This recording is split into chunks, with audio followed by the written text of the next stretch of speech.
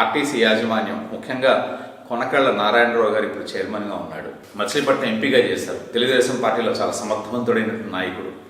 ఈసారి కూటమి ప్రభుత్వంలో ఆయనకి బహుశా ఏదో కారణానుకూలంగా టికెట్ దొరకలేదేమో కానీ పార్టీ ఆయన గుర్తించి ఆయన గురించి ప్రత్యేకంగా ఆలోచించి ఈ ఆర్టీసీ చైర్మన్ అనే 2 పదవిని ఇచ్చారు.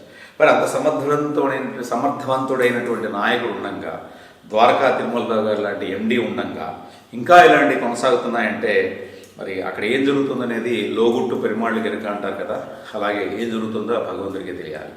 ఆర్టీసీ యాజమాన్యానికి, ఆర్టీసీ విజిలెన్స్ డిపార్ట్మెంట్ వాళ్ళకి మా మైటీవీ తరఫు నుంచి, ప్రజల తరఫు నుంచి మేము కూడా చేసే విజ్ఞప్తి ఏంటంటే ఉపేక్షించకండి సార్. ఎందుకంటే ఈ వడ్డీ వ్యాపారాల వల్ల ఆ కొన్ని కుటుంబాలు నాశనం అవడంతో పాటు వాళ్ళు చేయాల్సిన డ్యూటీ కూడా సక్రమంగా చేయకపోవడం మూలంగా ప్రజలకు కూడా ఇబ్బంది కలుగుతుంది. జరిగేటువంటి యాక్సిడెంట్లు కానీ, బస్సులు ఆలస్యంగా వెళ్ళడానికి కానీ ఇలాంటి వడ్డీ సీనాలు ప్రత్యక్షంగానో పరోక్షంగా కారణం అవుతారు. ఆర్టీసీ తన శక్తి మేర, తన నైపుణ్యాన్ని మేర పనిచేయాలి అంటే పారదర్శకత ఎంతైనా అవసరం.